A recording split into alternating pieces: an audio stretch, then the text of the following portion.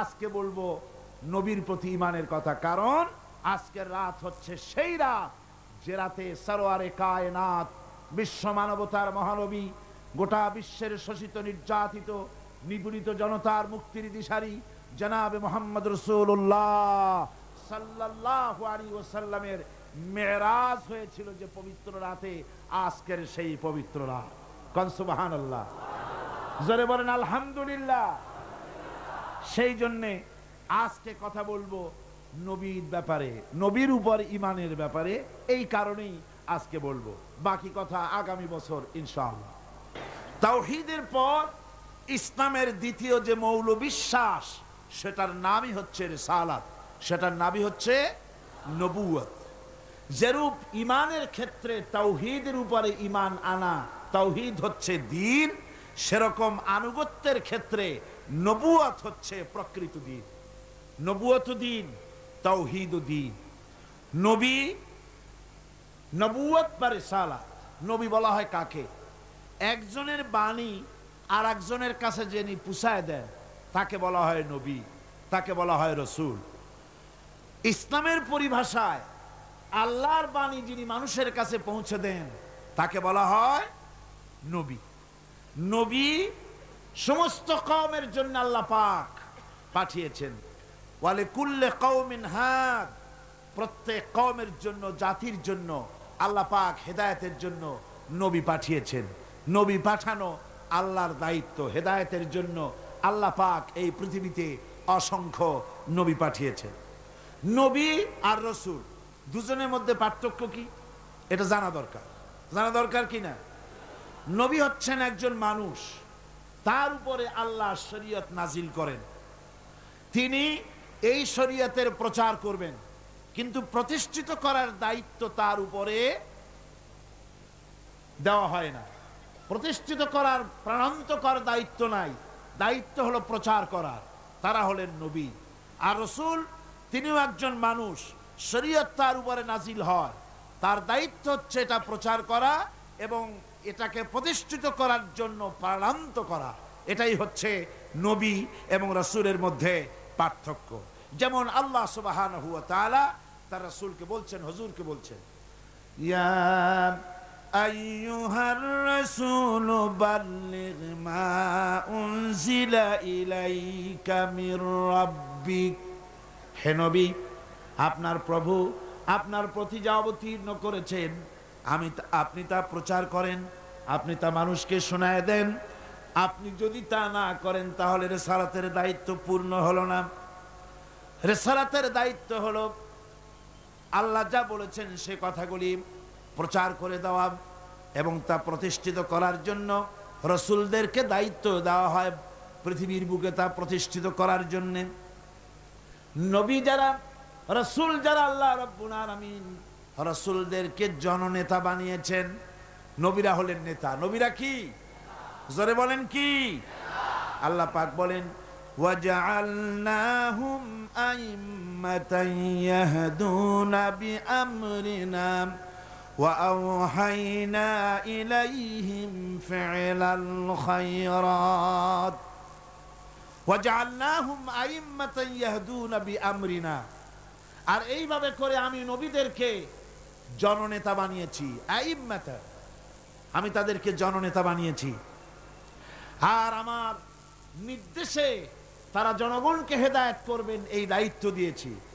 ওহীর মাধ্যমে কল্যাণমূলক কাজ করার জন্য নির্দেশ দিয়েছি। তার ভেতরে হলো নামাজকে প্রতিষ্ঠা করা, যাকাত আদায় করা এবং বন্টন করা। এবং তারা সবাই ছিলেন আমার বান্দা। নবীরা সব আল্লাহর কি? আল্লাহর বান্দা। এবং তারা সবাই ছিলেন মানুষ। নবীরা সবাই কি? মানুষ। এবং তারা ছিলেন নেতা। আমরা যখন বলি আমার নেতা, তোমার নেতা বিশ্ব নবী মুস্তাফা সাল্লাল্লাহু আলাইহি ওয়াসাল্লাম, তখন আমাদের এক শ্রেণীর ভাইরা এ কথার উপরে আপত্তি তোলেন। তানারা বলেন যে এটা বলা ঠিক, নবীদের নেতা বলা ঠিক না। কেন? কয় যে অন্যান্য রাজনৈতিক দলেরা তারা স্লোগান দেয় আমার নেতা, তোমার নেতা, অমুক ছাতামাতা, এইসব কথা বলে। তো এইটার সাথে মুহাম্মদ সাল্লাল্লাহু আলাইহি ওয়াসাল্লামকে নেতা যদি বলি তাহলে এটা তো ঠিক হলো না। কি বলেন বলেন এরকম? আমার ভাইয়েরা, আল্লাহ নিজে বলেছেন নবীরা হচ্ছেন নেতা, ইমাম মানিত নেতা। রসুল হচ্ছেন ইমামুল মুরসালিন, সমস্ত রসুলদের নেতাকে মুহাম্মদ সাল্লাল্লাহু আলাইহি ওয়াসাল্লাম। জোরে বলেন কে? ইমামুল মুরসালিন। আমরা যখন দরুদের মধ্যে পড়ি আল্লাহুম্মা সাল্লি আলা সাইয়্যিদিনা, সাইয়্যিদিনা মানে কি? আওয়ার লিডার, আমাদের নেতা, সরওয়ারে আলম, লিডার অফ দ্য ওয়ার্ল্ড, গোটা বিশ্ব নেতা। ইংরেজিতে বললে কোনো ক্ষতি নাই, আরবিতে বললে ক্ষতি নাই, উর্দুতে বললে ক্ষতি নাই, কিন্তু বাংলায় যদি বলি আমার নেতা, তোমার নেতা, তাহলে ওনারা আপত্তি তোলেন। বুঝি না মাতৃভাষার উপরে ওনাদের এই আপত্তিটা কেন? রসুল যে আমাদের নেতা, এতে কোনো সন্দেহ আছে?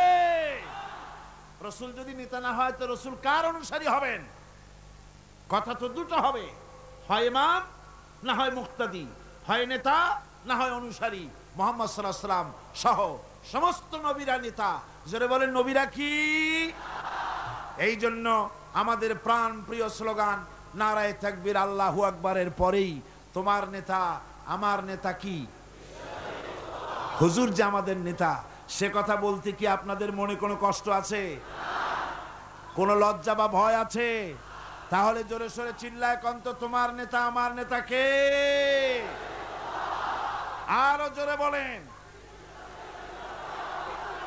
রাসূল করিম সাল্লাল্লাহু আলাইহি ওয়াসাল্লাম, তিনি হচ্ছেন গোটা বিশ্ববাসীর নেতা। এখন পৃথিবীতে যত নবী এলেন, সমস্ত নবীরা হচ্ছেন মানুষ। সমস্ত নবীরা কি? জোরে কোন কি? অনেকে আছেন এ ব্যাপারে আপত্তি তোলেন, তারা বলেন না নবীরা মানুষ না। আচ্ছা, নবীরা যদি মানুষ না হয়, নবীরা কি? জেন। যদি জেন হয় তাহলে মানুষের চাইতে কি জেনের মর্যাদা বেশি? আচ্ছা, জেন না, মানুষও না, তবে কি ফেরেশতা? নবীরা যদি ফেরেশতা হয় তাহলে ফেরেশতার মর্যাদা মানুষের চাইতে বেশি না কম? মানুষের মর্যাদাই তো বেশি। সুতরাং নবীরা সব কি ছিলেন? বিশ্বাস করুন, আকীদাকে মজবুত করুন, সমস্ত নবীরা মানুষ ছিলেন। জোরে বলেন সমস্ত নবীরা কি? আল্লাহ রাব্বুল আলামিন তার সম্পর্কে বলেছেন, নবীজি সম্পর্কে আল্লাহ পাক বলেন, নবী আপনি বলে দেন, কুল ইন্নামা আনা বাশারুম মিসলুকুম ইউহা ইলাইয়া আন্নামা ইলাহুকুম ইলাহু ওয়াহিদ। ও নবী আপনি বলেন, আমি তোমাদের মতোই মানুষ। ইন্নামা আনা বাশারুম মিসলুকুম, কত সহজ কথা। ইন্নামা, ইন্নামা আসে হসরের জন্য। আমি তোমাদের মতোই মানুষ, এতে কোনো সন্দেহ নাই। ইন্নামা আনা বাশারুম মিসলুকুম, তোমাদের মতো মানুষ। পার্থক্য হচ্ছে আমার কাছে ওহী আসে। পার্থক্য হলো আমার কাছে ওহী আসে। আরো পার্থক্য আছে। বিদআতপন্থীরা তারা যেন কথায় কোনো ফাঁক না পায়, সেই জন্য আপনাকে জিনিসটা বুঝে নিতে হবে। ওরা বলে যে তাফসীরের মাহফিলে বলা হয় রসুল নাকি আমাদের মতো মানুষ, মানে আমরাও গুনাহ করি, রসুলও গুনাহ করে, আমরাও মিথ্যা কথা কই, রসুলও মিথ্যা কথা কয়, এই রকমের মানুষ। কন নাউযুবিল্লাহ। রসুল আমাদের মতো মানুষ কি রকম? তার ব্যাখ্যা হলো, মা বাপের, পুরুষ এবং স্ত্রীর দুজনের বিশেষ প্রক্রিয়ায় যেমন এই পৃথিবীতে মানুষ জন্মগ্রহণ করেন, সমস্ত নবীরা সেইভাবে মায়ের পেট থেকে এসেছেন। এদিক থেকে আমাদের মতো মানুষ। সাধারণ মানুষেরা ঘুমায়, নবীরাও ঘুমান। সাধারণ মানুষেরা বাজার ঘাট করে, নবীরাও বাজার ঘাট করেছেন। নবীরা বিবাহ করেছেন, সাধারণ মানুষের মতোই বিবাহ করেছেন, বাচ্চা হয়েছে, খাওয়া দাওয়া করেছেন, পেশাব পায়খানা হয়েছে। মানুষে যা যা করে সব অনুরূপভাবে তারাও তাই করেন। এই হিসেবে তারা মানুষ। এই হিসেবে তারা কি? পার্থক্য কোথায়? পার্থক্য হলো পৃথিবীর সব মানুষ গুনাহ করতে পারে, আল্লাহর কোন নবী গুনাহ করতে পারে না। জোরে কোন সুবহানাল্লাহ। নবীরা মাসুম। সেই যে নবীরা মাসুম, সেই মাসুম কিন্তু 40 বছর বয়সের সময় যখন নবুয়ত পেলেন, সেইখান থেকে মাসুম তা নয়, নবীর জন্ম থেকে শুরু করে মৃত্যু পর্যন্ত, নবুয়তের আগেও মাসুম, পরেও মাসুম। জোরে কোন সুবহানাল্লাহ। কথা ক্লিয়ার হয়ে গেছে না? কথা ক্লিয়ার হয়েছে না? কোন নবীর কোন গুনাহ নাই। নবীরা মিথ্যা বলেন না, নবীরা শঠতামি করেন না, প্রবঞ্চনা করেন না, প্রতারণা করেন না। এদিক থেকে তারা হলেন সুপার কোয়ালিটির মানুষ। কি মানুষ? সুপার কোয়ালিটি, শ্রেষ্ঠ মানুষ। পৃথিবীর শ্রেষ্ঠ মানুষ কারা? আল্লাহর নবীরা। আমার বন্ধুগণ, নবীরা হচ্ছেন মানুষ। এই দিক থেকে মানুষ, আমরাও খাই তারাও খান। এই জন্য কাফেররা বলতো মালে হাজার রসুল, এ কি আশ্চর্য ধরনের রসুল, বাজারে যায় আমাদের মতো খানাফিনা করে, আমাদের মতো বিয়ে শাদী করে, কি আশ্চর্য ধরনের রসুল। ওরা আশ্চর্য হয়ে যেত, ওরা মনে করত যে রসুল যিনি হবেন তিনি আবার এভাবে বাজারে যাবেন কেন, খাবেন কেন, তিনি একটা অতি মানব ধরনের হবেন, অতি মানব ধরনের তারা চিন্তা করত। আসলে আল্লাহ পাক মানুষের জন্য নবী, মানুষকেই নবী বানিয়ে সব চাইতে বড় ihsan করেছেন। কোন সুবহানাল্লাহ। আল্লাহ পাক কোরআনে কারীমের মধ্যে বলেন, এই পৃথিবীতে যদি ফেরেশতা বাস করত, মানুষ বাস না করে, কুল লাউ কানা ফিল আরদি মালাইকাতুন ইয়ামশুনা মুতমাইন্নিনা লানাজ্জালনা আলাইহিম মিনাস সামাই মালাকার রাসূলা। আল্লাহ রাব্বুল আলামিন বলেন, নবী বলেন, এই পৃথিবীতে যদি ফেরেশতা চলাফেরা করত, এই পৃথিবী যদি ফেরেশতার বসবাসের জায়গা হতো, তাহলে মানুষকে নবী না বানায়া আমি ফেরেশতাদেরকে নবী বানায়া দিতাম। যেহেতু পৃথিবীতে বাস করে মানুষ, কাজী নবীও পাঠাইছি মানুষ। কথা কন না কেন? নবীও কি? সমস্ত নবীরা হচ্ছেন মানুষ। ভাইরা আমার, একটা চিন্তা করেন, ফেরেশতা যদি আমাদের জন্য নবী হতো, আমাদের জন্য তাহলে ihsan হতো না, কল্যাণ হতো না। কারণ ফেরেশতারা পুরুষও নয়, নারীও নয়।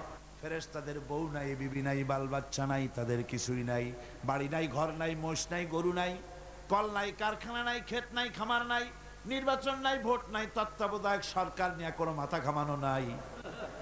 এই ধরনের ফেরেশতা যদি মানুষের নবী হতো, মানুষের সমস্যার সমাধান কি তারা করতে পারতো নাকি? কন জোরে বলেন, পারতো?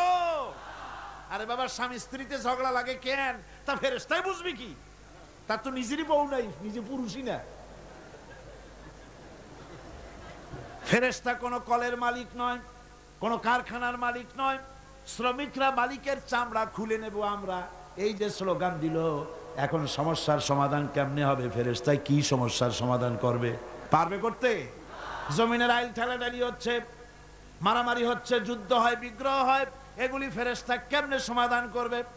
আমাদের দেশে যে বর্তমান রাজনৈতিক সংকট হয়েছে, এই সংকট ফেরেশতাদের যদি দিয়ে দেওয়া হয়, ফেরেশতারা শুধু কাঁদবে আর বলবে, আল্লাহ এই বিপদে আমাদের কেন ফেলালে?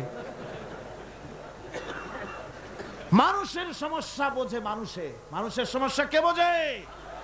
সেই জন্য আল্লাহ রাব্বুল আলামিন মানুষের জন্য নবী, মানুষকে নবী বানিয়ে গোটা বিশ্ববাসীর উপর আল্লাহ পাক ihsan করেছেন। সুবহানাল্লাহ।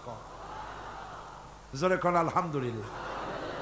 ভাইরা আমার, নবীরা হচ্ছেন পৃথিবীর শ্রেষ্ঠ মানুষ। তাদের মতো শ্রেষ্ঠ মানুষ আর পৃথিবীতে নাই। তারা নিজের থেকে কোনো কথা বলেন না, তারা কথা বলেন আল্লাহর কথা। জোরে বলেন, কার কথা? নবীও মানুষ, আমরাও মানুষ। পার্থক্য আমি আপনাদের বুঝাই দিলাম। পার্থক্য হলো, দুনিয়ার সব মানুষ মিথ্যা বলতে পারে, গুনাহ করতে পারে, সব রকমের কাজ করতে পারে, কিন্তু নবীরা কোনো গুনাহ করেন না। জোরে কোন সুবহানাল্লাহ। এখানেই পার্থক্য। আর নবীরা যা বলেন আল্লাহর কথা বলেন। কার কথা বলেন? আল্লাহ পাক বলছেন, আমার নবী, ওয়ামা ইয়ানতিকু আনিল হাওয়া ইন হুয়া ইল্লা ওয়াহিয়ুন ইউহা। নবী আমার নিজের নফসকে অনুসরণ করে, নিজের প্রবৃত্তিকে অনুসরণ করে কোনো কথা বলেন না। নবী যা বলেন সব আমার কথা বলেন, আমি যা বলতে বলি তাই বলেন। নবী যদি আমার থেকে, আমি বলি নাই এমন কোন কথা যদি তিনি আমার নামে কোরআন শরীফের ভিতরে যদি ঢুকাই দিতেন, তাহলে কি করতাম শোনো, ওয়ালাউ তাকাওয়ালা আলাইনা বা'দাল লাকাবিল লাখাযনা মিনহু বিল ইয়ামিন। যদি আমার নবী কোন কথা নিজের থেকে বানিয়ে কোরআনে কারীমের ভিতরে যদি ঢুকাই দিতেন, তাহলে আমি আমার নবীর ডান হাতকে চেপে ধরতাম, আর নবীর কণ্ঠ নালীকে আমি আল্লাহ কেটে ফেলে দিতাম। নবীর গলার এই কণ্ঠ নালীটা কেটে ফেলে দিতাম। আমার নবী, আমি যা বলেছি সেটাই তিনি বলেছেন, নিজের থেকে কোনো কথা বানান নাই। জোরে কোন সুবহানাল্লাহ। এই নবীদের কে বানান? জোরে কোন না, কে বানান নবীদেরকে? আল্লাহ পাক নবী বানান। নবী ভোট দেওয়া হয় না, নবী নির্বাচন করে হয় না, নবী ইলেকশন করে হয় না, নবী আল্লাহ বানান। আল্লাহ রাব্বুল আলামিন এই পৃথিবীর বুকে নবীদেরকে পাঠিয়েছেন কেন? আল্লাহ রাব্বুল আলামিন বলেন, ওয়া আলাল্লাহি কাসদুস সাবিলি ওয়া মিনহা জাইরুন ওয়ালাউ শাআ লাহাদাকুম আজমাইন। আল্লাহ পাক বলেন, সোজা রাস্তা বলে দেওয়ার দায়িত্ব আমি আল্লাহর। যেখানে রয়েছে অসংখ্য বাঁকা পথ, সেখানে সোজা রাস্তা বলে দেওয়ার দায়িত্ব আমার। এই পৃথিবীতে অসংখ্য বাঁকা পথ আছে, সোজা পথ বলে দেবে আল্লাহ বলেন, আমি সোজা পথ বলে দেব। সেই সোজা পথের নাম হলো ইসলাম। বলেন সোজা পথের নাম কি? সবাই বলেন সোজা পথের নাম কি? সোজা পথ হলো ইসলাম। আর যত পথ আছে সব বাঁকা। ধর্মনিরপেক্ষতাবাদের পথ বাঁকা, সমাজতন্ত্রের পথ বাঁকা, পুঁজিবাদের পথ বাঁকা, জাতীয়তাবাদের পথ বাঁকা। সোজা রাস্তার নাম হলো ইসলাম। সোজা রাস্তার নাম কি?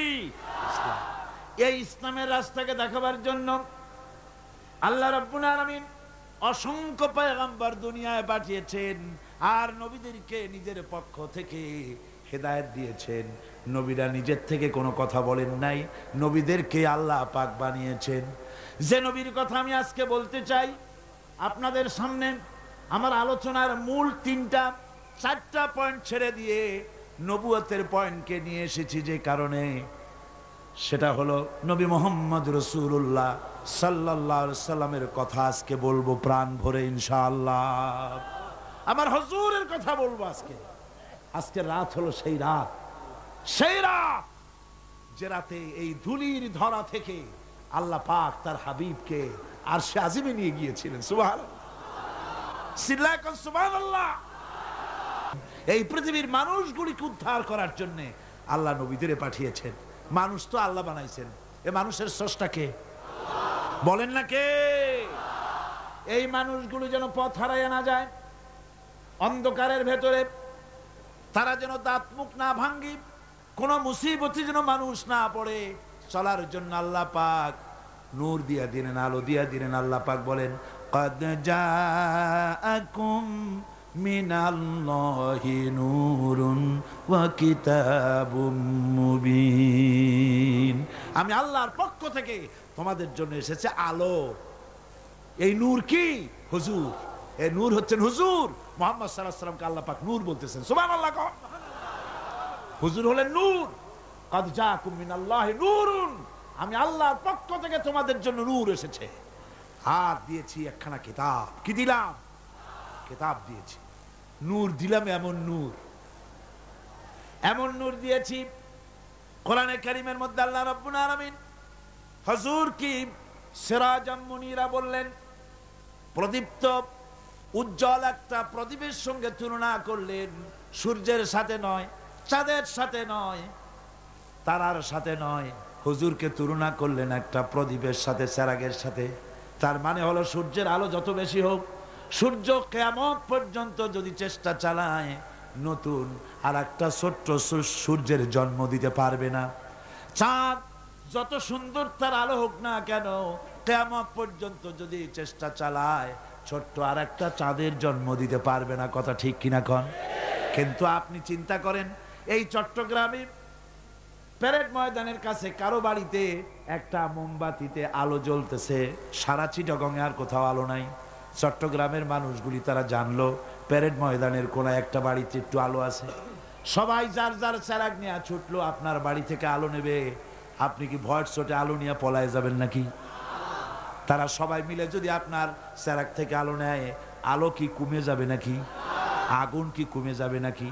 সারা বাংলাদেশের মানুষ নদীতে যদি ওই একটা চেরাগ থেকে আলো নেয়, তাতে কি আলো কমবে নাকি? সারা পৃথিবীর মানুষ যদি নেয়, তাও কি কমবে নাকি? আল্লাহ রাব্বুল আলামিন বলেন, হাবিব আপনাকে আমি জ্ঞানের আলো বানাই দিলাম পৃথিবীর বুকে, কিয়ামত পর্যন্ত এই আলো বিকিরণ হবে, এই আলোতে কম পড়বে না। জোরে বলেন সুবহানাল্লাহ। জ্ঞানের আলো, কিসের আলো? ওহির জ্ঞান। সেই জ্ঞান কোন জ্ঞান? ওহির জ্ঞান। আল্লাহ পাক নবীকে নূর বানালেন, নূর বানিয়ে পাঠিয়ে দিলেন তাকে এই দুনিয়ার বুকে। নবীদেরকে জ্ঞান দিয়েছেন আল্লাহ সুবহানাহু ওয়া তাআলা। জ্ঞান দিলেন কে? আল্লাহ পাক।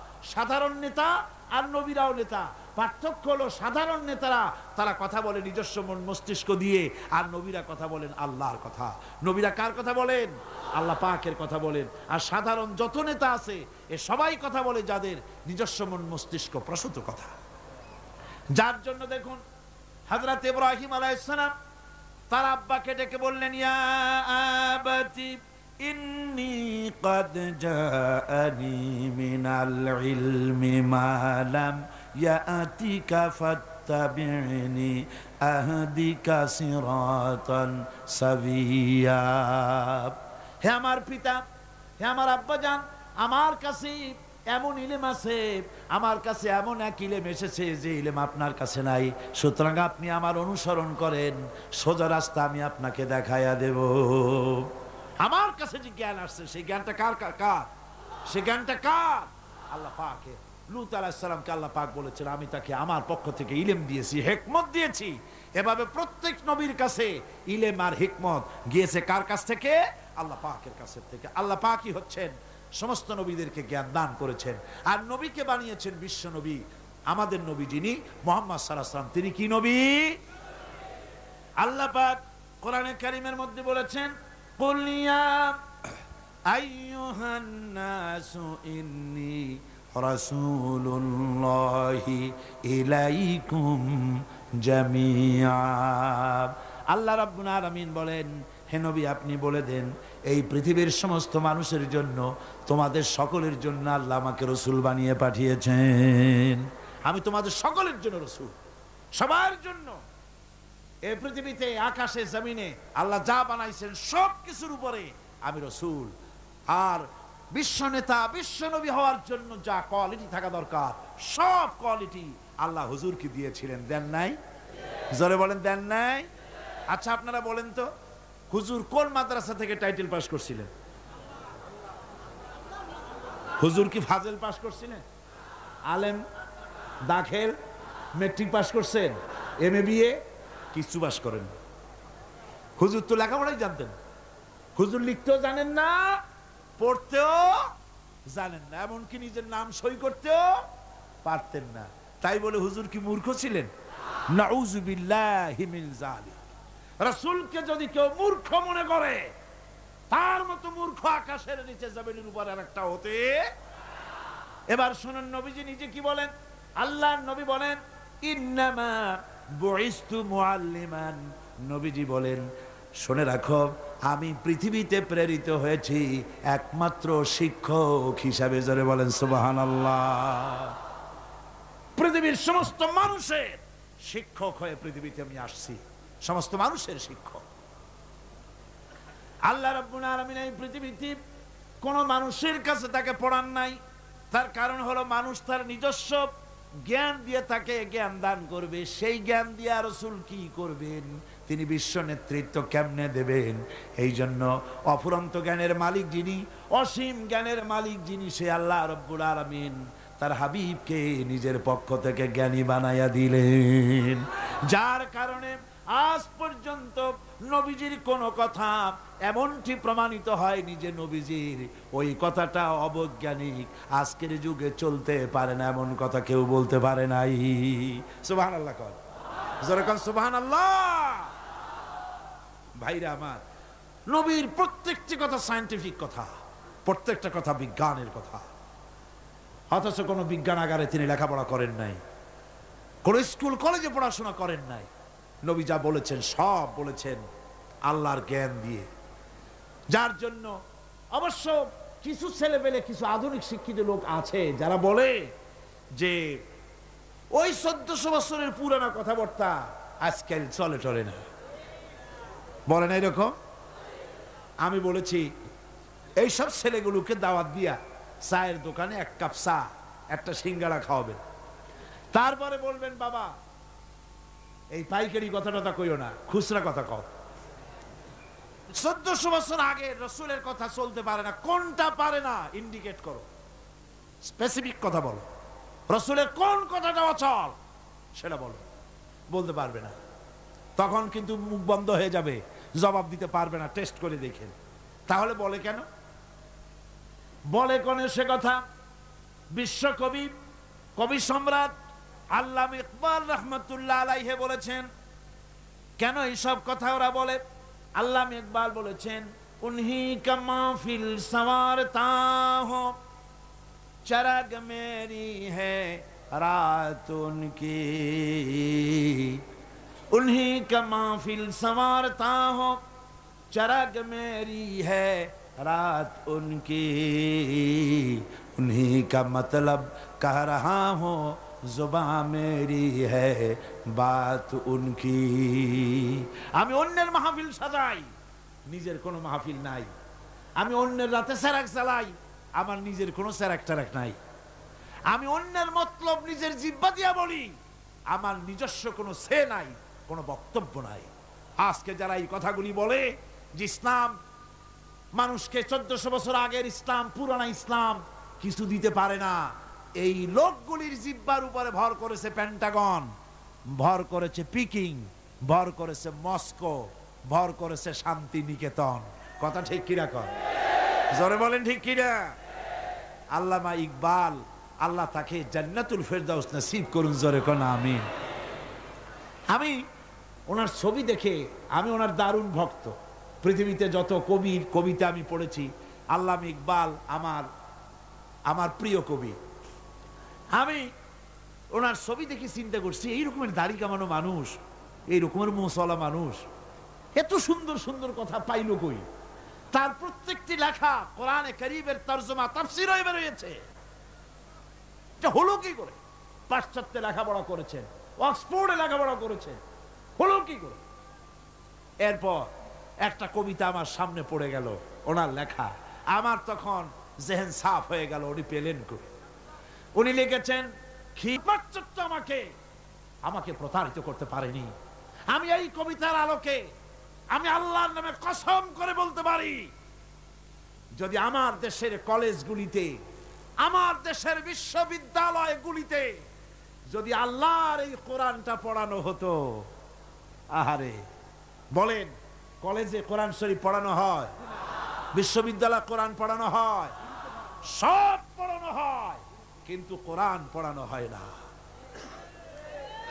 আমি আল্লাহর নামে শপথ করে বলতে পারি, আমাদের দেশের কলেজ আর বিশ্ববিদ্যালয়গুলিতে এই কোরআনে কারীমের তাফসীর যদি পড়ানো হতো, একেবারে ক্লাস 8 থেকে শুরু করে মাস্টার ডিগ্রি পর্যন্ত কোরআনের তাফসীর যদি পড়ানো হতো, নবীজির হাদিস যদি পড়ানো হতো, আমি কোরআন হাতে নিয়ে আল্লাহর নামে শপথ করে বলতে পারি, বিশ্ববিদ্যালয় আর কলেজগুলি আমাদেরকে ডাকাত আর সন্ত্রাসী উপহার দিত না।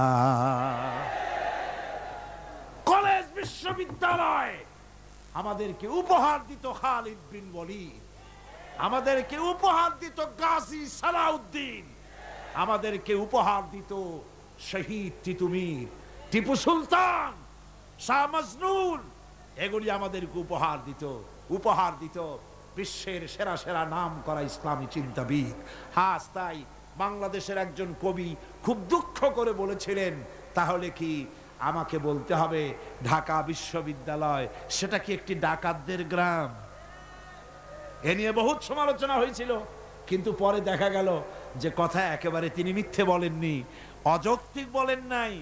মারামারি যখন শুরু হয় বিশ্ববিদ্যালয়, হায় রে আল্লাহ, পুলিশেরা যা দৌড় দেয় চতুর্দিক দিয়া, কি এর পাহারা দেওয়া, বন্দুক ফালাইয়া থুইয়া বাবারে মা কই দৌড় দেয়। আল্লাহ জান তো আমারটা বাঁচু, পরেরটা পরের কথা। আমার বন্ধুগণ, যার কথা আজ আমি বলতেছি জনাবে মুহাম্মদুর রাসূলুল্লাহ সাল্লাল্লাহু আলাইহি ওয়াসাল্লাম, আল্লাহ রাব্বুল আলামিন এই পৃথিবীর বুকে তাকে সবচাইতে বেশি মর্যাদা দিলেন, সবচাইতে বেশি সম্মান দিলেন। পৃথিবীতে যত নবী এসেছেন, কওমের নবী, গোত্রের নবী, এলাকার নবী, মুহাম্মদ সাল্লাল্লাহু আলাইহি ওয়াসাল্লামকে বানালেন বিশ্ব নবী। তারপরে আল্লাহর নবী আল্লাহ রাব্বুল আলামিন বান্দাদেরকে বলেছেন, অন্যান্য যুগে নবীরা, উম্মতেরা তাদের নবীদেরকে নাম ধরে ডাকাডাকি করত, তোমরা যেন আমার নবীকে নাম ধরে ডেকো না। সুবহানাল্লাহ। এই কোরআন শরীফের ভিতরে ইয়া আদম, ইয়া জাকারিয়া, ইয়া ইয়াহইয়া, ইয়া মূসা, ইয়া ইব্রাহিম, এভাবে করে নবীদেরকে আল্লাহ রাব্বুল আলামিন নাম ধরে ধরে রেখেছেন, কিন্তু মুহাম্মদ সাল্লাল্লাহু আলাইহি সাল্লামকে ইয়া মুহাম্মদ বলে কোরআন শরীফে কোথাও ডাকেন নাই। সুবহানাল্লাহ, জোরে কোন সুবহানাল্লাহ। নিজে তো আল্লাহ ডাকলেনই না, নিজে তো হুজুরকে কোথাও আল্লাহ নাম ধরে ডাকলেন না, বরং উম্মতদেরকেও নিষেধ করে দিলেন আমার নবীকে এভাবে নাম ধরে কখনো ডাকাডাকি করবে না। আল্লাহ পাক তার নবীকে এভাবে মর্যাদা দিলেন, সম্মান দিলেন। এ সম্মান সকল দিক থেকে সম্মান, সৌন্দর্যের দিক থেকে, দেখার দিক থেকে, মর্যাদার দিক থেকে রসুলকে এমন বানালেন, হযরত আদম থেকে শুরু করে ঈসা আলাইহিস সালাম পর্যন্ত এই পৃথিবীতে যত নবী আল্লাহ পাঠালেন, সমস্ত নবীদের গুণাবলী এক জায়গায় করে একা মুহাম্মদ সাল্লাল্লাহু আলাইহি সাল্লামকে আল্লাহ দান করে দিলেন। সৌন্দর্য দিলেন এত বেশি, হযরত আয়েশা সিদ্দিকা রাদিয়াল্লাহু তাআলা আনহা বলেছেন, যারা নাকি হযরত ইউসুফকে দেখে নিজেদের অজান্তে নিজেদের হাতের আঙ্গুলগুলো কেটে ফেলে দিয়েছিল, ওরা যদি মুহাম্মদ সাল্লাল্লাহু আলাইহি ওয়াসাল্লামকে দেখতে পেত, তাহলে নিজের হাত কাটতে কাটতে কখন যে নিজেদের কলিজা কেটে ফেলে দিত ওরা টের পেত না। হযরত ইউসুফকে দেখে কিছুমাত্র মহিলারা নিজেদের আঙ্গুল কাটায় দিয়েছিল, আর রাসূলকে দেখে সাহাবায়ে কেরাম তাদের কল্লা কাটায় দিয়েছিলেন। এই সম্মান, এই মর্যাদা দিয়ে আল্লাহ রাব্বুল আলামিন তাকে দুনিয়ায় পাঠাই দিলেন, দায়িত্ব দিয়ে দিলেন, জমিন হলো আমার। হুয়াল্লাযী আরসালা রাসূলাহু বিল হুদা ওয়া দীনিল হক লিইয়ুযহিরাহু আলাদ-দীনি কুল্লিহি ওয়া কাফা বিল্লাহি শাহীদা। দায়িত্ব দেওয়া হলো, এই জমিন হলো আমার, আমার জমিনের উপরে আমার দেওয়া বিধানকে কায়েম করে দিবে, এটাই দিলাম দায়িত্ব। এই দায়িত্ব পালন করতে নবীজির মক্কি জিন্দেগিতে 13 বছর সময় লাগলো মানুষ তৈরি করতে। 13 বছর পূর্ণ হওয়ার পথে এমন সময় রব্বুল আলামিন ইচ্ছে করলেন নবীজিকে আপন দরবারে ডেকে নেবেন, কিছু খাস কথা বলার জন্যে নিজের দরবারে ডেকে নেবেন, মেরাজ করাবেন, আরশে আজিমে ডেকে নেবেন। এই পৃথিবীর কোন পয়গম্বরের কিসমতে যা হয় নাই, আপনার আমার নবী মুহাম্মদ সাল্লাল্লাহু আলাইহি ওয়াসাল্লামকে আল্লাহ রাব্বুল আলামিন সেই মর্যাদা দিয়েছেন। জোরে কোন সুবহানাল্লাহ। ধুলির ধরা থেকে রাসূলকে আরশে আজিমে নিয়ে যাওয়া হবে। বোরাক এলো, বোরাক হচ্ছে বারকুন থেকে উৎপত্তি, এর অর্থ হচ্ছে বিজলি, বৈদ্যুতিক গতি সম্পন্ন, ঘোড়ার চাইতে ছোট, খচ্চরের চাইতে বড়, এই জাতীয় একটা প্রাণীর মতো হযরত জিবরাইল নিয়ে আসলেন। আমাদের দেশে কারো কারো বাড়িতে আয়নায় বাঁধানো থাকে এই ছবিটা, ঘোড়া আছে, 2টা ডানা আছে, মাথাটা মেয়ে লোকের মতো, চুলগুলো ঝুলে পড়ছে, নিচে লেখা আছে হাজা বোরাকুন নবী সাল্লাল্লাহু আলাইহি ওয়াসাল্লাম। আন্দাজে কোথায় পাইছে আল্লাহ জানে, মিথ্যে কথা, বাজে কথা। আল্লাহ এরকম একটা মেয়ে লোক মার্কা ঘোড়া পাঠাইছিল হুজুরকে নেওয়ার জন্য, একটা কথা হইল। রাসূলকে মক্কা থেকে উম্মে বাবে উম্মে হানি থেকে হুজুরকে বের করে নিয়ে যাওয়া হলো বাইতুল মাকদাসে। সমস্ত পয়গম্বর দুনিয়া আল্লাহ যাদের পাঠিয়েছিলেন সমস্ত রূহ উপস্থিত ছিল সেখানে। রাসূল করিম সাল্লাল্লাহু আলাইহি সাল্লাম এখান থেকে মেরাজ করলেন, এতটুকুন ছিল ইসরা। কোরআনে কারীম বলছে, আজকের কারি সাহেব যেখান থেকে তেলাওয়াত করেছিলেন, সুবহানাল্লাযী আসরা বিআবদিহি লাইলাম মিনাল মাসজিদিল হারামি ইলাল মাসজিদিল আকসা ইলা আখিরিল আয়াত। কারো কারো মাথার মধ্যে যারা বিজ্ঞান পড়াশোনা করে বা আধুনিক চিন্তিত লোক, আধুনিক শিক্ষিত লোক, তাদের মধ্যে এই চিন্তাটা আসতে পারে যে ল অফ গ্র্যাভিটেশন পার হয়ে, মাধ্যাকর্ষণ শক্তি পার হয়ে একটা জড় পদার্থ, একটা জড় শরীর কি করে মাধ্যাকর্ষণ পাড়ি দিয়া উপরে চলে গেল, এটা হাউ ইজ ইট পসিবল, এটা কি করে সম্ভব? চিন্তাটা মাথার মধ্যে আসতে পারে। কিন্তু এখন আর ওইসব চিন্তা নাই। আমি হিউস্টনে দেখে এলাম আমেরিকার সেই মহাশূন্য গবেষণাগার, সেইখানে দেখলাম বিরাট রকেট, যে রকেটটা তারা পাঠাতে চেয়েছিল কিন্তু পাঠায় না, কি সব প্রবলেম হয়েছে সেই জন্য। সেই তৈরি করা রকেটটা দেখলাম, রকেটটার যে দরজাটা, সেই দরজাটারই ওজন হচ্ছে 20 টন দরজা। এমন টেকনোলজি দিয়ে দরজাটা তৈরি করা হয়েছে যে একটা লোকই দরজাটা এভাবে লাগাই দিতে পারে, আবার খুলেও দিতে পারে। 20 টন ওজন দরজা। আর পুরা রকেটটার ওজনটা কি হবে চিন্তা করেন। 3টা জিনিস থাকে, 2টা থাকে সিলিন্ডার, আর একটা থাকে যেটার ভিতরে মানুষ থাকে, সেই মানুষ বসার জন্য একটা, আর 2টো সিলিন্ডার থাকে। যখন এখান থেকে ছেড়ে দেওয়া হয় তখন দুই দিকে 2টা যে কোল বালিশের মতো থাকে, দেখছেন কিনা ছবিতে আপনারা, এই 2টো জ্বলে পড়ে গেল। যাওয়ার সময় এই 2টোতে যে ফোর্স লাগিয়ে দিল, এই ফোর্সে ল অফ গ্র্যাভিটেশন পার করে দিল। এরপর আর তার কোনো তেল লাগবে না, বিনা তেলে যত খুশি তত উপরে চলে যেতে পারবে। চিন্তা করলাম, মানুষের মাথায় যদি এই জ্ঞান আল্লাহ দেন, এত ওজনের জিনিস এত পাওয়ারফুল করে ছেড়ে দেওয়া হয়েছে, ল অফ গ্র্যাভিটেশন পার হয়ে যাওয়ার পর মাধ্যাকর্ষণ শক্তি শুধু পৃথিবীর নাই, প্রত্যেকটা গ্রহ, প্রত্যেকটা উপগ্রহের আলাদা আলাদা মাধ্যাকর্ষণ আছে। যদি তা না থাকতো, একটার থেকে আর একটা বিচ্ছিন্ন হয়ে পৃথিবীতে লন্ডভন্ড হয়ে যেত। প্রত্যেকটার আলাদা আলাদা মাধ্যাকর্ষণ শক্তি আছে। তো সেই জিনিসটা এভাবে চলে যায়। আল্লাহ রাব্বুল আলামিন তার হাবিবকে নেবেন, আপনার অত চিন্তা কেন যেটা গেল কেমনে, এটা কি করে সম্ভব? আপনার মাথায় ঢোকবে না, আপনার আমার মাথায় ঢোকবে না। ঢোকবে না বলেই ঘটনার সূত্রপাত আল্লাহ কেমনে করছে সেদিকেই লক্ষ্য করেন। দুনিয়ার মানুষ, তুমি আমার কুদরত তোমার মাথায় ঢোকবে না।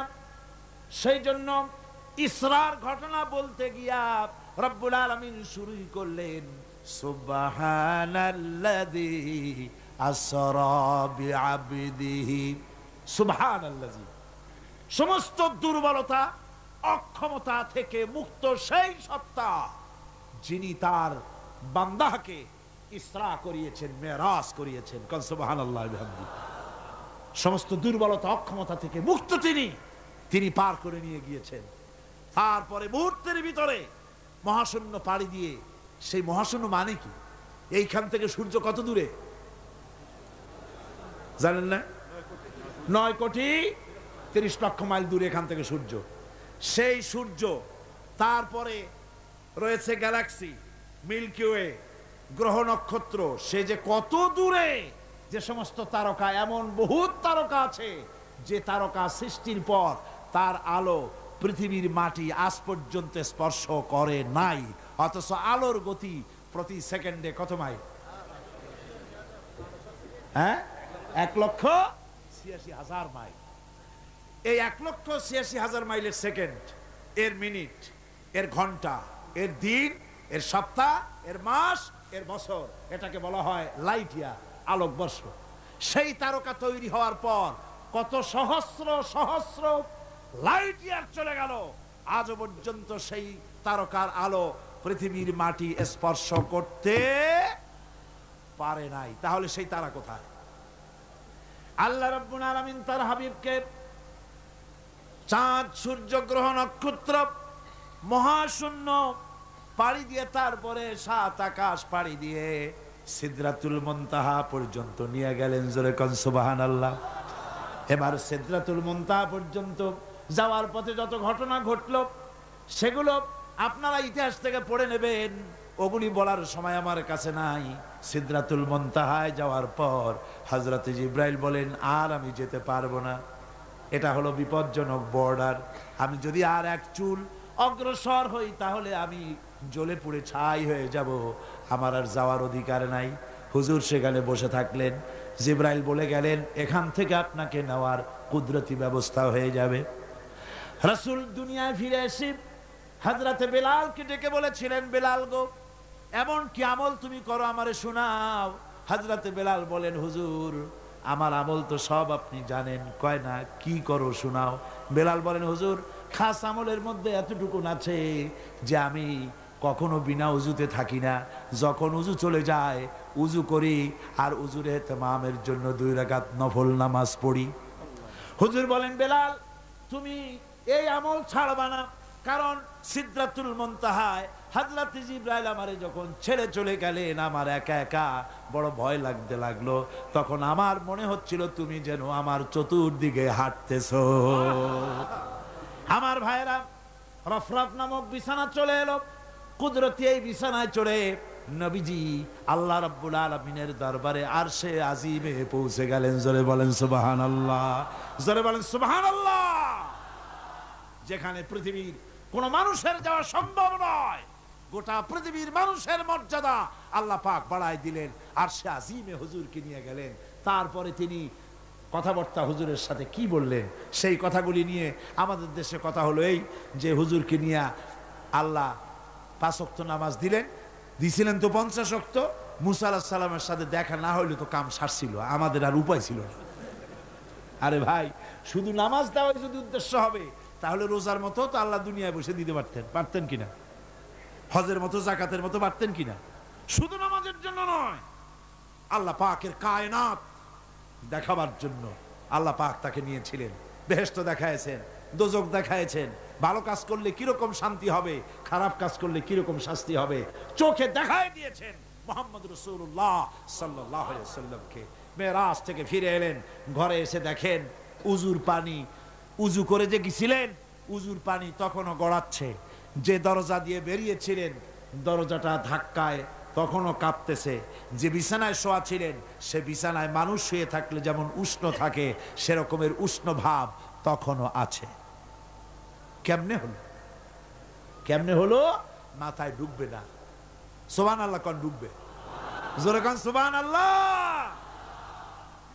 এটার ব্যাপারে কোন বিজ্ঞান দর্শন যুক্তির প্রয়োজন নাই, প্রয়োজন শুধু এতটুকু, আল্লাহ তার হাবিবরে নেবেন, কত দ্রুত নিবেন, কত দ্রুত পাঠাবেন এটা তিনিই ভালো জানেন, আমাদের কোনো জানার কথা না, ঠিক কিনা কর।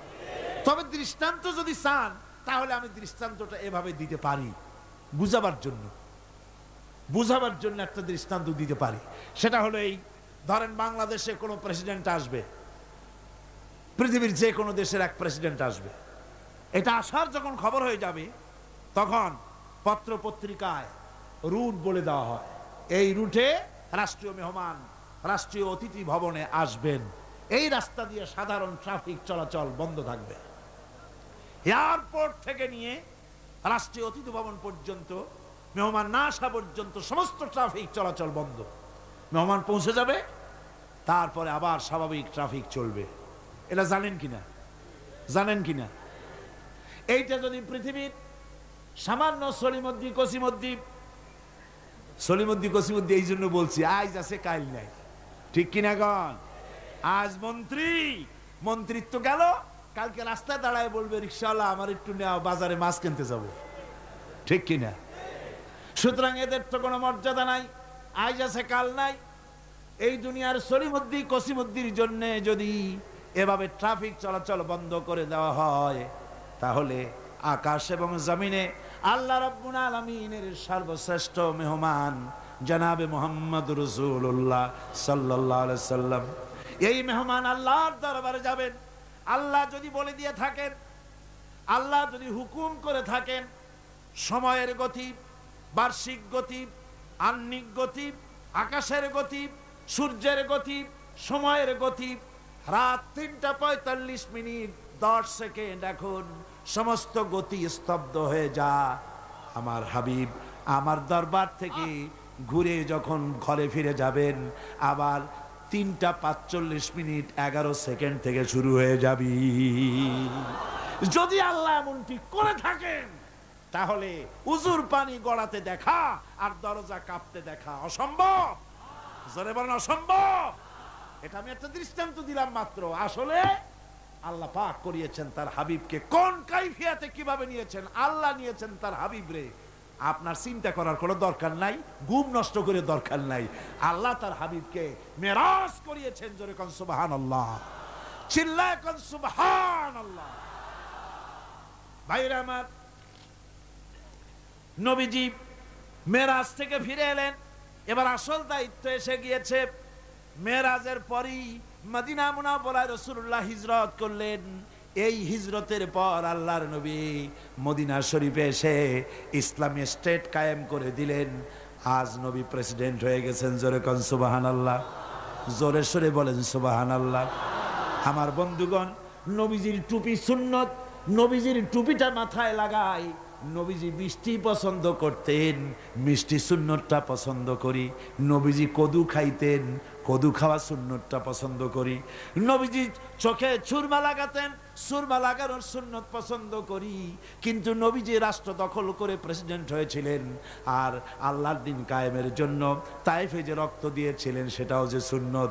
আবার ওহদে যে দামদার মুবারক শহীদ হয়েছিল সেটাও যে সুন্নত। মা বাপের জায়গা জমি ঘর বাড়ি ছেড়ে দিয়ে হিজরত করেছিলেন। এই সুন্নত বড় কঠিন। এই কঠিন সুন্নতের কাছে মুসলমানের পাওয়া যায় না, ঠিক কিনা? এই সুন্নতগুলি পালন করা কঠিন। নবীর কোন সুন্নত ছোট নয়। নবীর কোন সুন্নত ছোট? মিয়া সাহেব মনে রাখেন, গোটা আকাশ, গোটা জমিন যদি বিক্রি করা হয়, রাসূলুল্লাহর একটা সুন্নতের মূল্য দেওয়া যাবে না। আল্লাহু আকবার বল। রাসূলের সুন্নতের এত মর্যাদা। সুতরাং রাসূলুল্লাহ আল্লাহর নবী পৃথিবীতে এলেন। আমরা রাসূলের এই সব সহজ পালনের সুন্নতগুলির পথে আছি, কিন্তু কঠিন সুন্নতের কাছে নাই, ঠিক কিনা? ঠিক কিনা? আমার বন্ধুগণ, নবীজি মদিনা এলেন। আজ নবীজি প্রেসিডেন্ট। নবীর উপর ঈমান আনার অর্থ কি?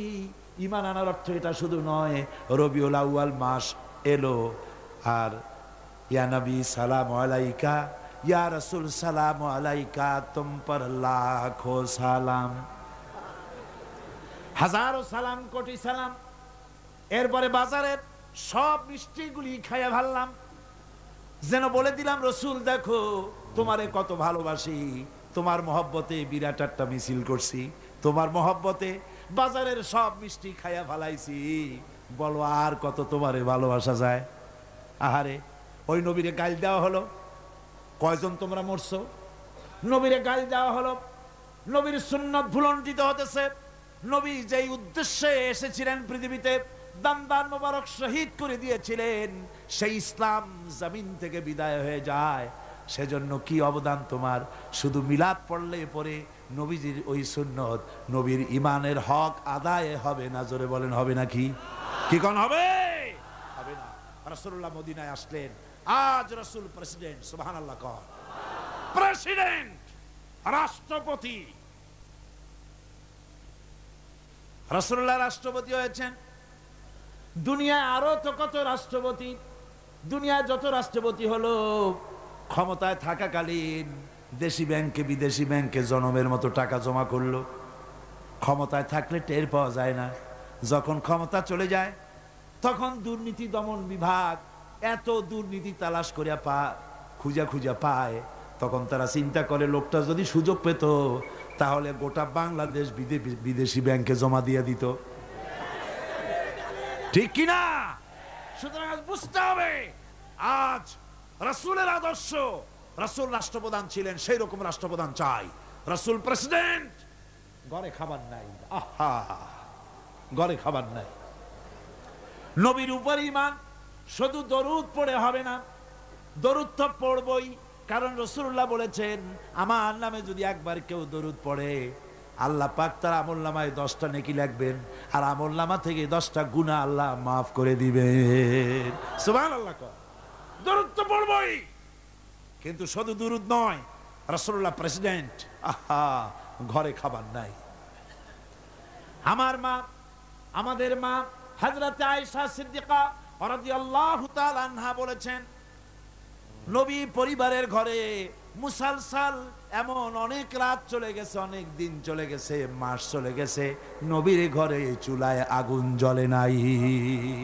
রাসূলুল্লাহ ক্ষুধার্ত হয়ে ঘরের মধ্যে প্রবেশ করেছেন, বলেছেন, আয়েশা রে, সারাদিন কাজ করে করে হয়রান হয়ে গেছি, আমার একটু খাবার দাও। হযরত আয়েশা কেঁদে কেঁদে বলেন, ইয়া রাসূলুল্লাহ, আল্লাহর নামে কসম করে বলি, আমি আয়েশার ঘরে পানি ছাড়া কোনো খাবার নাই। এই ছিল রাসূলুল্লাহ রাষ্ট্রপ্রধান, মানুষের দুয়ারে দুয়ারে পৌঁছেছে, খাবার পৌঁছে দিয়েছেন। আর চুরি নাই, ডাকাতি নাই, জেনা নাই, ব্যভিচার নাই, ধর্ষণ নাই, দরজা খুলে মানুষ ঘুমাবার সুযোগ পেয়েছে। রাসূলুল্লাহ বলছেন, খায়রুল কুরুনি কারনি, শ্রেষ্ঠ যুগ আমার যুগ। শ্রেষ্ঠ যুগ কার যুগ? নবীর যুগ। সেই যুগ রাসূলুল্লাহ বাজারে যাচ্ছেন, বাড়ি বাড়ি গিয়ে বলছেন, এতিমেরা, ও বিধবারা, বাজার যদি না থাকে আমাকে বলো, আমি তোমাদের বাজার করে দেব। সুবহানাল্লাহ বিহামদিহি, সুবহানাল্লাহ কোন। ভাইয়ের আমার, হযরত ওমর রাদিয়াল্লাহু তাআলা আনহু বলেন, আমি রাসূলুল্লাহর খেদমতে গিয়েছিলাম, হুজুরকে গিয়ে সালাম দিলাম, আল্লাহর নবী শোয়া ছিলেন, তিনি উঠে যখন বসলেন, আমি দেখতে পেলাম নবীজি যে শোয়া ছিলেন তা ছিল দড়ি দিয়ে বুনানো একটা খাটিয়া, ওই খাটিয়ার উপরে শোয়া ছিলেন। পিঠের দিকে তাকায় দেখলাম ওখানে কোনো বিছানা নাই, চাদর নাই, বালিশ নাই, এমন জায়গায় রাসূলুল্লাহ হাত মোবারক মাথার তলে দিয়া দড়ির উপরে শোয়া ছিলেন। দড়ির বুনানো খাটিয়া আজও মক্কা মদিনায় রাস্তায় রাস্তায় দেখা যায় খাটিয়াগুলা, এর উপরে হুজুর শোয়া। হুজুর যখন বসলেন দেখলাম তাকায়া রসুলের পিঠে দড়িগুলার দাগ কেটে আছে। আমি বাচ্চা শিশুর মতো কেঁদে ফেললাম, বললাম, ইয়া রাসূলুল্লাহ, এই পৃথিবীর কাফির বেঈমানেরা এত সুখ করলো, আর আপনার পিঠে দড়ির দাগ, আমার সহ্য হয় না, হুজুর অনুমতি দেন আপনার জন্য একটা তোশক বানাইয়া দেই। রাসূল আমার বলেন, ওমর রে, এই পৃথিবীতে আমি সুখ করতে আসি নাই, শান্তি করতে আসি নাই, আমি পৃথিবীতে এসেছি মানবতার মুক্তির জন্যে। আমি যদি ইচ্ছা করি আর ওহদ পাহাড়টারে বলি, ওহদ পাহাড় আমার জন্য সোনায় পরিণত হয়ে যা, ওহদের আস্ত পাহাড়টা আমার জন্য সোনা হয়ে যেতে পারে। মানুষের আজ আর খাবারের অভাব নাই। রাসূলুল্লাহ ব্যাংক চালু করে দিলেন, কোন সুবহানাল্লাহ, জোরে কোন আলহামদুলিল্লাহ। নবী আমার ব্যাংক তৈরি করলেন, ব্যাংকের নাম রাখলেন বাইতুল মাল। বলেন কি নাম রাখছেন? বাইতুল মাল। ব্যাংক তৈরি করে রাসূলুল্লাহ মসজিদে নববীর ভিতরে বসে ব্যাংক উদ্বোধন করলেন। আমার বন্ধুগণ, রাসূলুল্লাহ ব্যাংক উদ্বোধন করলেন। ব্যাংক উদ্বোধন করতে গিয়া আল্লাহ নবী বললেন, মান তারাকা দায়নান আও দিয়ান ফালাইয়া।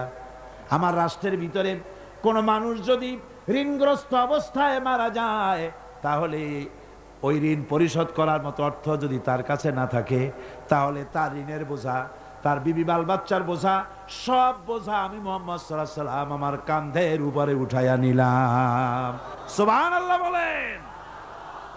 এমন এক রাষ্ট্র ব্যবস্থা কায়েম করেছিলেন আমার নবী। বন্ধুগণ, এখনই মুনাজাত হবে। আল্লাহুম্মা আমিন। রব্বানা যালামনা আনফুসানা ওয়া ইন লাম তাগফির লানা ওয়া তারহামনা লানাকুনান্না মিনাল খাসিরিন। রব্বানা যালামনা আনফুসানা ওয়া ইন লাম তাগফির লানা ওয়া তারহামনা লানাকুনান্না মিনাল খাসিরিন। ربنا لا تزغ قلوبنا بعد إذ هديتنا وهب لنا من لدنك رحمة إنك أنت الوهاب ربنا تقبل منا إنك أنت السميع العليم وتب علينا إنك أنت التواب الرحيم سبحان ربك رب العزة عما يصفون وسلام على المرسلين الحمد لله رب العالمين واجعل آخر كلمتنا عند الموت لا إله إلا الله محمد رسول الله